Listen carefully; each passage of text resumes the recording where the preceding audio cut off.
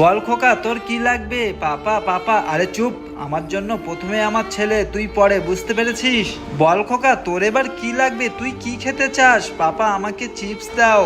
দাদা আমার ছেলেকে চিপস দাও দেখি। পাপা পাপা, তুমি আমাকে কিছু দেবে না? আমাকে দাও কিছু।